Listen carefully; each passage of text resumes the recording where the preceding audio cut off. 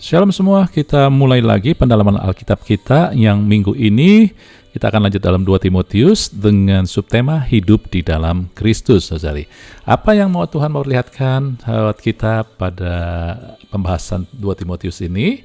Ya kita lihat aja. Pertama, dalam 2 Timotius 1 ayat 1, Rasul Paulus berkata dalam suratnya ini, dikatakan dari Paulus, Rasul Kristus Yesus yang oleh kehendak Allah untuk memberitakan janji tentang hidup di dalam Kristus Yesus. Saudara, tulisan ini berbicara bagaimana hidup di dalam Kristus. Dan hidup di dalam Kristus itu adalah sebuah janji. Maksudnya apa? Dalam prinsip kerajaan Allah, sebuah janji Anda akan lihat jika Anda percaya, kata firman Tuhan, maka Anda melihat. Demikian juga, hidup dalam Kristus bukan tentang perasaan, tetapi iman, percaya, maka Anda akan hidup di dalam Kristus. Mengapa ini jadi penting?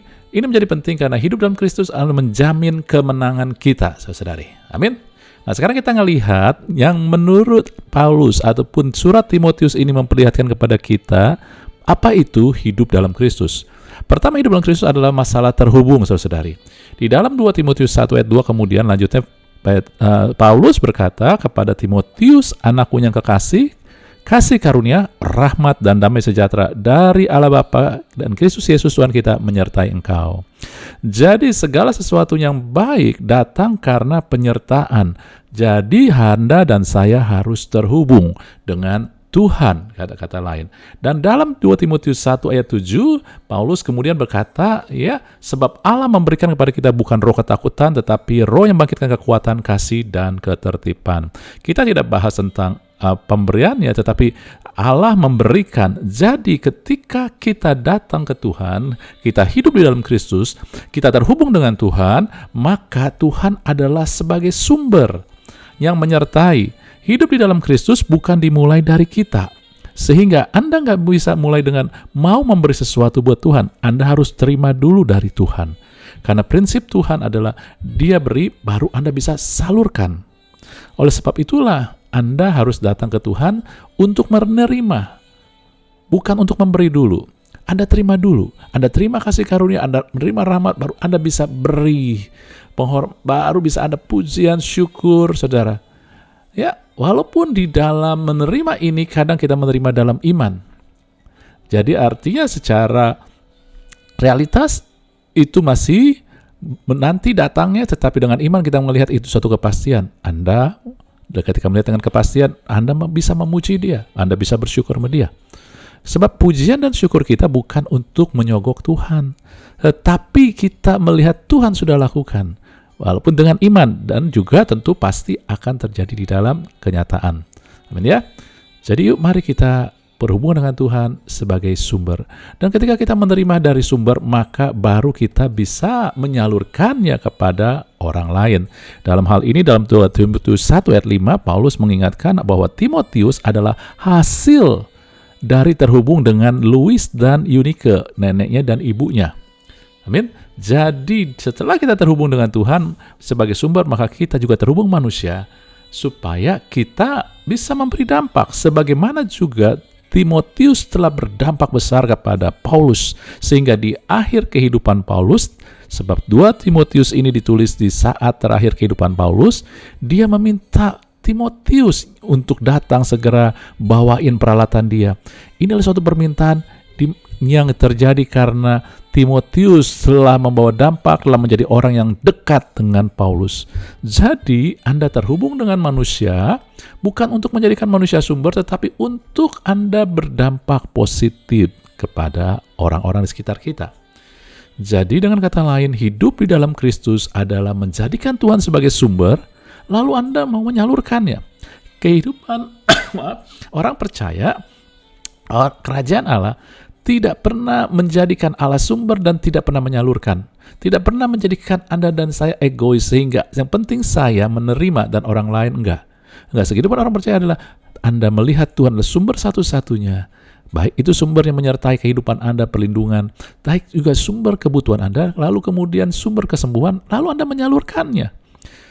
Makanya orang-orang yang disuruh untuk menyembuhkan bukan mereka nggak pernah sakit, tetapi mereka disembuhkan dan lalu Tuhan minta mereka salurkan. Apapun juga. Jadi hidup di dalam Kristus, Anda menjadikan Tuhan, Anda terhubung kepada Tuhan sebagai sumber dan menyalurkannya kepada orang-orang lain supaya Anda berdampak positif pada sekeliling. Itu yang pertama terhubung. Lalu hidup dalam Kristus. Yang kedua, yang tergambar di dalam kitab 2 Timotius adalah bicara tentang apa yang ada di dalam Anda dan saya. Bukan apa yang terjadi di luar. Hidup di dalam Kristus tidak dipengaruhi oleh yang di luar. Ini yang harus kita mulai sadari dan mulai latih. Karena tidak langsung kita bisa. 2 Timotius 1 ayat 6 dikatakan, karena itulah kuperingatkan Paulus kepada Timotius, engkau untuk mengobarkan karunia Allah yang ada padamu oleh penumpangan tanganku atasmu. Jadi dengan kata lain, setiap manusia yang telah terima Yesus, ada di dalam Kristus, maka manusia di dalamnya ini telah diperlengkapkan banyak hal. Tetapi Anda harus kobarkan. Bahasa Inggrisnya stir up, aduk. Anda ngeliat ya, kalau Anda mengaduk sesuatu, kadang kalau Anda aduk satu kali, ya, Anda aduk satu kali, itu misalkan Anda kopi dengan susu, ya, susu kental misalnya. Anda aduk susu kentalnya di bawah, Anda aduk satu kali, nggak akan segera membuat kopi itu jadi, susu itu berdampak pada kopi. Ya, setelah Anda aduk terus, akhirnya merata, menyatu, baru Anda merasakan ada manis di kopi itu. Nah, inilah mengobarkan. Anda perlu apa yang ada di dalam Anda, ya, itu perlu Anda kobarkan, aktifkan. Anda ingat, kalau siapa yang punya tabungan di sini, kalau Anda punya tabungan lalu Anda berapa lama, mungkin 6 bulan, 1 tahun Anda nggak pernah sentuh, Anda nggak pernah periksa kontak, maka tabungan itu dianggap inaktif atau dorman. Dan Anda harus aktifkan. Ketika apa yang ada di dalam Anda yang Tuhan sudah berikan sebagai manusia baru, karena Anda hidup dalam Kristus, Anda nggak lakukan apa-apa, maka itu akan jadi inaktif, dorman. Sebab itulah Paulus ataupun firman Tuhan suruh kobarkan. Kobarkan artinya Anda mulai gunakan, Anda mulai pakai, saudari. Ya. Dan apa yang pertama yang ada di dalam Anda ini? Dalam 2 Timotius 1:6 dikatakan karunia Allah. Ada karunia Allah di dalam Anda, ataupun dengan kata lain spiritual gifts, yaitu karunia Roh Kudus. Anda harus mulai. Kalau Anda nggak mulai mendoakan orang yang sakit, Anda nggak mengobarkan karunia kesembuhan. Kalau Anda nggak mulai memberikan nasihat ataupun menerima, mau memikul beban untuk counselingin orang, Anda mungkin nggak akan dapat juga karunia perkata-kata hikmat, saudari. Ya, Anda nggak akan mengaktifkannya. Jadi yang Tuhan mau adalah Anda mulai menyadari dengan iman percaya di dalam saya adalah manusia baru, ada karunia Roh Kudus yang diberikan, maka saya harus gunakan. Bagaimana gunakannya? Anda gunakan, Anda aktifkan, Anda pakai, nanti Anda akan tahu, ya, ada yang berbeda yang Tuhan berikan, sehingga akhirnya orang bisa melihat dan Anda pun juga ngerti, ini dia karunianya. Oke? Nah, seperti kemudian yang kedua, apa yang ada di dalam itu perlu dikatakan dalam 2 Timotius 2 ayat 1, anakku jadilah kuat. Apa ini dalam Anda? Anda harus menguatkan diri, karena yang di dalam ini bukan hanya harus diaktifkan, tetapi harus dikuatkan. Nah, inilah yang sering terjadi. Dunia di sekitar kita, sekeliling kita, kadang gak seperti yang kita harapkan, tetapi yang di dalam kita inilah yang perlu kuat untuk menghadapi yang di luar, saudara-saudari. Tekanan-tekanan di luar. Sebab itulah, dalam firman Tuhan, dalam 2 Timotius ini, secara khusus di 3 area yang diwakili dengan 3 lambang. Prajurit, kemudian atlet, dan petani. Dalam 2 Timotius 2 ayat 3-4 dikatakan, ikutlah menderita sebagai seorang prajurit yang baik dari Kristus Yesus. Seorang prajurit yang baik sedang berjuang, tidak memusingkan dengan soal penghidupannya, supaya dengan demikian berkenan kepada komandannya. Saudara-saudari, apa yang Tuhan mau sampaikan di sini, ini adalah tentang perperangan. Prajurit berperang. Ketika dia berperang, tentu tidak enak. Demikian juga kita, ketika kita bergumul atas suatu masalah, keadaan, itu yang disebut menderita, artinya kita sedang berperang. Ketika seorang prajurit berperang, ketika dia berperang, bukan ketika nggak berperang, saudari ya, tetapi ketika dia berperang, maka Dia nggak bisa berpikir tentang nanti anak saya siapa yang nganterin sekolah, nanti saya nggak ada istri nih, nggak ada pasangan hidup, nggak ada anak-anak sekitar saya.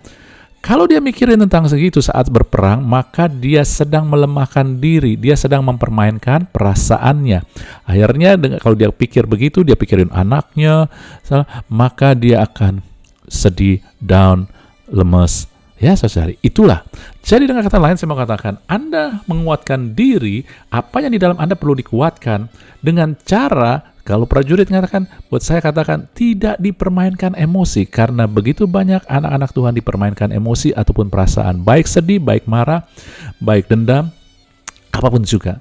Saudara, kita harus memperkuat diri kita. Jangan biarkan emosi yang mengontrol kita, yang memimpin kita.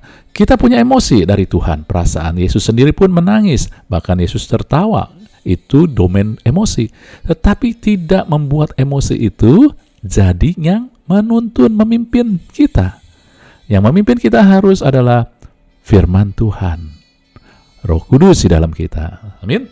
Dan yang kedua, Tuhan pakai tentang atlet, saudari. Seorang oragawan hanya dapat memperoleh mahkota juara apabila bertanding menurut peraturan-peraturan olahraga. Saudara-saudari, yang kedua adalah bahwa bicara peraturan berarti Anda, kalau Anda mau ikutin peraturan, berarti Anda mau hidup benar. Anda ngikutin, ya. Jadi, kedua, menguatkan diri adalah dengan cara hidup benar. Ikutin tuntunan Tuhan, perintah-perintah Tuhan, ketetapan-ketetapan Tuhan. Apapun juga di dalam kehidupan orang percaya, tetap ada peraturan dari Tuhan. Dan sekarang tadi dikatakan Tuhan tidak memberikan roh yang mendatangkan ketakutan. Dalam Roma 8 dikatakan tidak ada lagi penghakiman barang siapa dari Kristus. Saudara-saudari, saya mau katakan begini, Anda dan saya saat ini mengikuti peraturan, mengikuti ataupun taat kepada ketetapan Tuhan, jalan-jalan Tuhan, bukan karena takut dihukum. Karena Tuhan tidak mendatangkan roh ketakutan. Tetapi kalau Anda hidup berdasarkan ketetapan Tuhan, ikuti jalan-jalan Tuhan, adalah Anda sedang menguatkan diri. Ini pola pikir yang benar. Anda ketika nggak ikutin aturan Tuhan, ketetapan Tuhan, hukum Tuhan, maka Anda sedang melemahkan diri. Amin. Itu dia. Jangan ikut peraturan Tuhan, mau taat sama Tuhan karena takut nanti dihukum, takut nggak diberikan sama Tuhan. Bukan itu, saudari. Ya, karena tidak ada lagi penghukuman, Roma 8, bukan saya yang bicara, Roma 8, 1, 2, tidak ada lagi penghukuman dalam siapa dalam Kristus. Tadi juga dikatakan dalam Timotius bahwa Tuhan tidak memberikan, Tuhan tidak memberikan roh yang mendatangkan ketakutan. Hukuman mendatangkan ketakutan. Nah, sebab itulah, kenapa kita mau hidup benar? Anda sudah tahu. Kenapa kita mau ikutin peraturan-peraturan Tuhan? Anda sudah tahu. Karena itu menguatkan diri saya. Sebaliknya kalau saya nggak ikutin, itu membuka celah untuk iblis bisa mempermainkan kita, melemahkan kita. Amin. Yang ketiga adalah tentang petani, saudari. Seorang petani bekerja keras haruslah yang pertama menikmati hasil usahanya. Sehingga ini berbicara tentang apa yang kita lakukan, apa yang kita tabur, apa yang kita perbuat, pasti ada rewardnya, pasti ada hasilnya. Kadang-kadang apa yang kita lakukan, kita berlaku benar, kita berlaku baik, ya, kita bersikap benar, itu tidak langsung, tidak kelihatan. Orang malah memperlakukan kita semakin gak benar, kita semakin dimanfaatin orang. Saudara, kadang yang kita perbuat ketika kita lakukan dengan benar, gak langsung malah keadaan sepertinya semakin against, makin sepertinya menentang kita. Tetapi ketika Anda percaya pada akhirnya akan ada reward, maka Anda akan jadi kuat. Anda akan terus melakukan yang baik. Amin. Saudara-saudari, kadang dalam kehidupan, seringkali, bukan kadang, seringkali, apa yang kita inginkan, kita sudah hidup benar, kita sudah percaya, tetapi apa yang kita inginkan tidak terjadi seperti yang kita harapkan. Ketika itu tidak terjadi seperti diharapkan, Anda jangan melemahkan diri. Waduh, kok Tuhan gak dengar saya? Enggak, Anda percaya, pasti ada reward pada akhirnya. Pasti ada sesuatu yang lebih baik. Ini dia, saudari, ya. Nah, kalau Anda ngelihat juga di sini, perhatikan. Anda tidak dipermainkan emosi, maka Anda dituntun oleh firman dan membuat iman Anda tumbuh.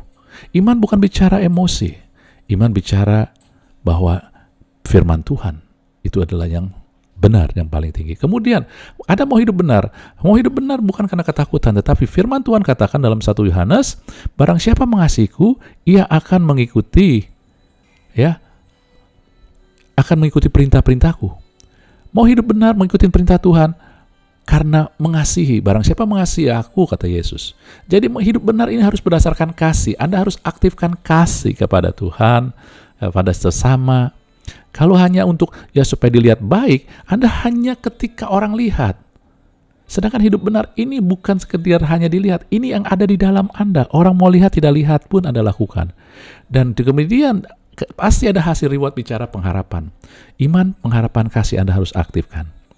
Dan yang sekarang yang ketiga, apa yang ada di dalam Anda adalah suatu pribadi yang berbeda dengan dunia. Dunia dalam 2 Timotius 3 katakan, pada akhir zaman dunia ini memiliki sifat hamba uang, membual, menyembungkan diri, pemfitnah. Ini adalah karakter dunia. Tetapi Anda bukan, yang dalam Anda adalah karakter ilahi. Anda berbeda dengan dunia.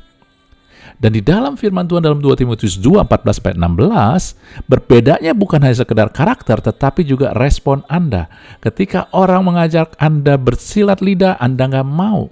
Anda juga berusaha layak, Anda menghindari omong kosong. Ini bicara tentang perbuatan, sikap Anda, saudari, reaksi Anda. Amin.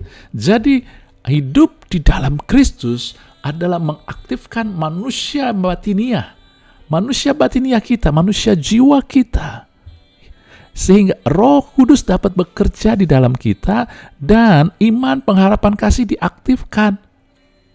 Bukannya ketakutan, bukannya emosi Anda diaktifkan, bukannya juga kegalauan kita, tetapi iman, pengharapan, dan kasih.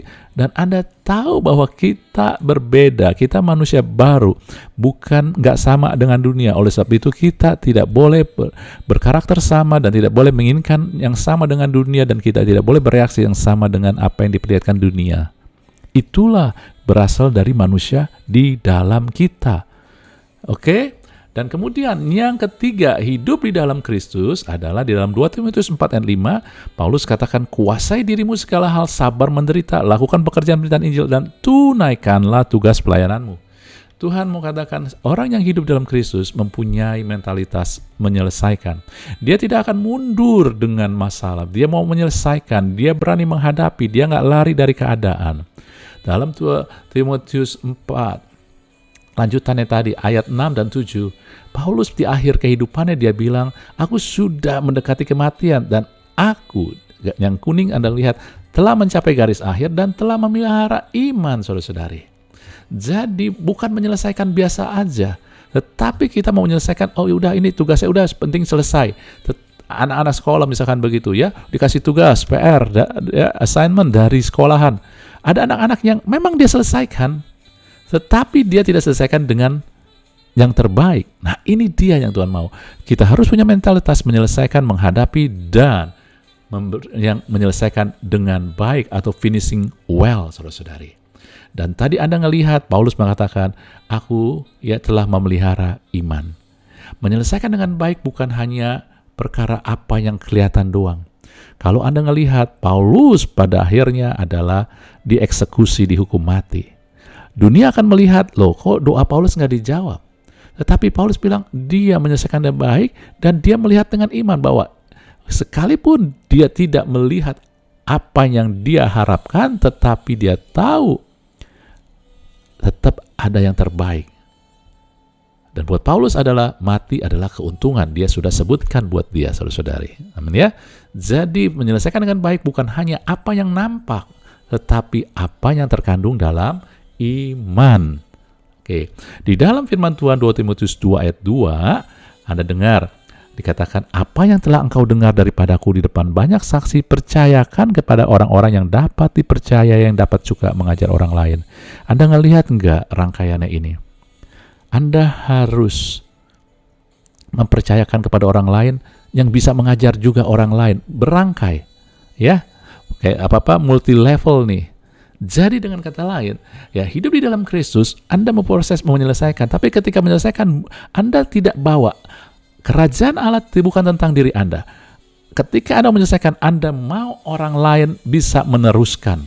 Paulus meneruskannya kepada Timotius dan juga murid-muridnya yang lain, pengikutnya yang lain, saudari. Mentalitas solusi bukan hanya menyelesaikan masalah, tetapi Anda mau meneruskan sehingga Anda akan kasih unjuk, ya.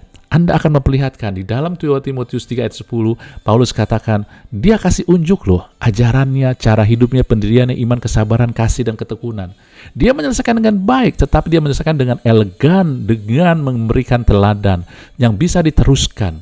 Bukannya posisi. Paulus misalkan, aku ini kepala gereja Efesus, Pak. Sekarang Timotius aku teruskan. Bukan itu, bukan posisi. Tetapi iman dan gaya hidup yang diteruskan.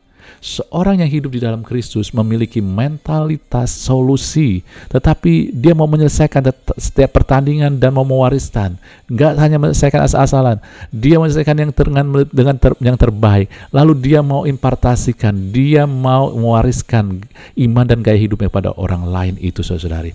Anda nggak pernah mikir tentang sendiri, sehingga ini hidup gua melakukan apa serserah gua. Tidak pernah, karena Anda mau memberi teladan dimanapun juga, saudari. Amin. Sehingga Anda ngerti bahwa orang yang hidup di dalam Kristus, maka bukan hanya yang kelihatan, tetapi yang di dalam dia, karakter dia, ya, pilihan-pilihan dia ketika orang gak melihat, saudara, itu penting. Yuk, saya menyampaikan ini bukan berarti saya sudah sempurna. Maaf, kalau saya sudah sempurna, saya berarti berbohong. Ya, tetapi saya katakan, yuk kita sama-sama. Kita di dunia ini gak ada yang sempurna, tetapi kita harus rendah hati, mau diajar. Kita mempunyai hati yang juga lembut, mau bertobat, merubah pola pikir kita, sehingga merubah kelakuan kita, saudari. Amin. Jadi dengan kata lain, ya, rekapnya adalah hidup di dalam Kristus adalah suatu kehidupan yang terhubung dengan Tuhan sebagai sumber, manusia, dan juga terhubung dengan manusia untuk saling memberi dampak positif. Hidup di dalam Kristus adalah memperhatikan manusia batinia, di mana kita mengaktifkan karunia roh yang sudah ada dalam kita. Pilih jadi kuat dengan fokus pada iman, pengharapan, dan kasih, dan jadilah berbeda dengan dunia. DNA kita adalah DNA Kristus. Di dalam kita adalah manusia baru, bukan manusia yang lama. Dan kemudian milikilah mentalitas menyelesaikan solusi, saudari.